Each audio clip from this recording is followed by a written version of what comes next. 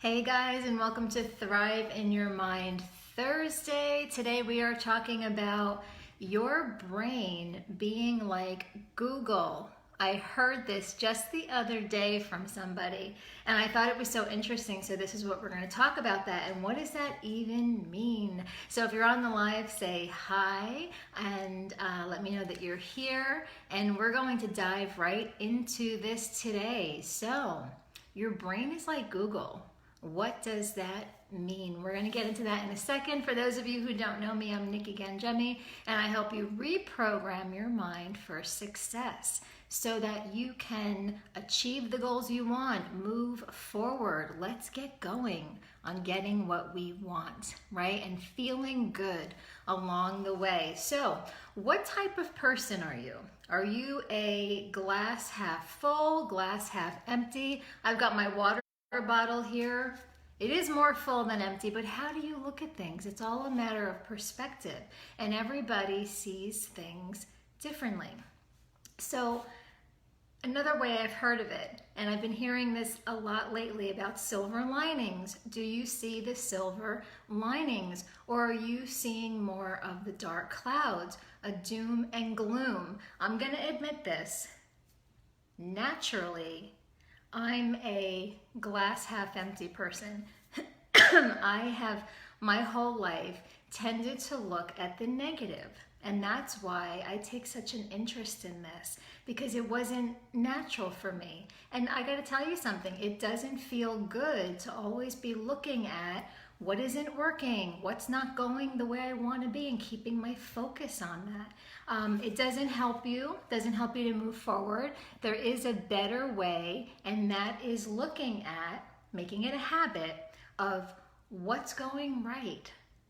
What's going well? What's one good thing I did today? Try it out and see how it feels. You're going to notice that you start to feel better, okay? So what is that? That is just a reconditioning of the mind, and it's a habit. It's a habit that you can create. And why? You might be thinking, Nikki, why am I going to spend time doing this? Why am I going to be putting my time and attention onto, am I looking at things the way I want to see them? Who cares? That's where we get to how your brain is like Google. There's a book, The Courage to Succeed, by Ruben Gonzalez, and I've got a quote from this book, and I think it's really interesting because he talks about the RAS. That's the reticular activating system part of the brain. That part of the brain acts as a filter, and it only filters in what you focus on and what you believe as true. And we see this all the time. And the classic example is when you're car shopping. And what happens when you're out car shopping? I know, you know the answer already. You start to see that color, that make, that model all over the road. Suddenly everybody has the whatever, the Ford Escape or the Edge, whatever it is that you're shopping for. It's everywhere. Why? Why is that? Was it that there was a lack of those cars before and all of a sudden this is the car that's out there? No, it's just become your focus, and that's how the brain works. It filters in what you focus on and what you believe. So you're going to see more evidence of that.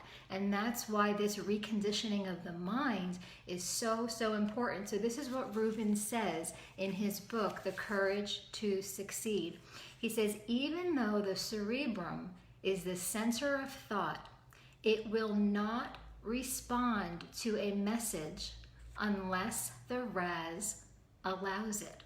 That's that reticular activating system, the filter. He goes on to say the RAS is like Google. There are millions of websites out there, but you filter out the ones you are not interested in simply by typing a keyword. Simply by typing a keyword. So what do? When you're looking for something on Google, you put the keyword in, and what happens?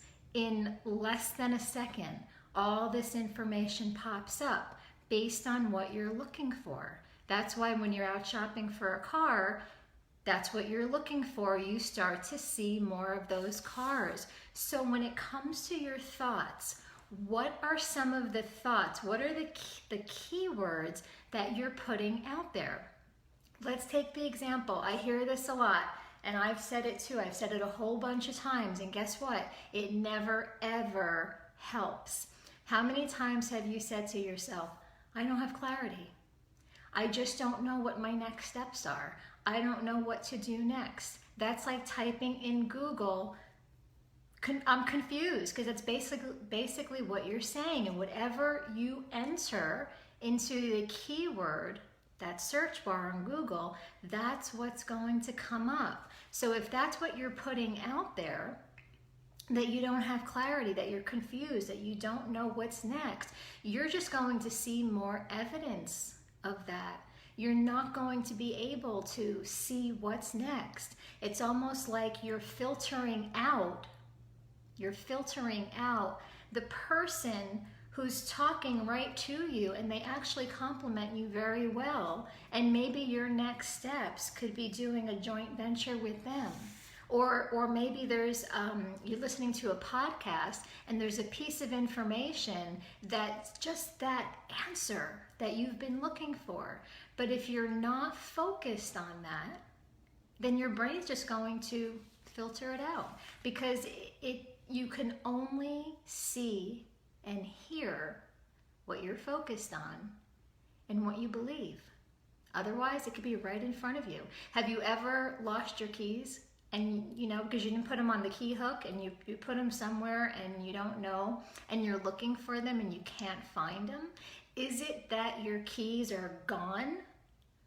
No, it's just that you're not focused on where the keys are. You're focused on the fact that I can't find them, and then you start to get anxious and nervous and all over the place, right? So it's just changing the way you think. What is the story? What is the story that you're telling yourself? I hear a lot of people say this too, and I say it too. Well, it's the story of my life. But we tend to say that when something goes wrong, right? When something doesn't go the way we want it to. We go, oh, it's just the story of my life. Well, keep saying that, and that's what you're speaking into existence. That's going to continue to be the story of your life. But what about when something good happens? You get the promotion, you get the client, you get the parking space, whatever it is. Start saying, story of my life, when things go the way you want them to. And you will get more of that. More of that will filter in. So it's such a simple concept, but it's not easy to do, especially if it's not your habit. If it's not your habit of seeing the glass half full, that's just not the way you look at life. But when you, and Wayne Dyer says this, when you change the way you look at things, the things you look at change. And it's just a matter of perspective. But when you start, the key is to recondition your mind. When you start reconditioning your mind or managing your mind, that's when you're going to start seeing opportunities. And they can be right in front of you. They could be right under your nose. There's a story of Frank Baum.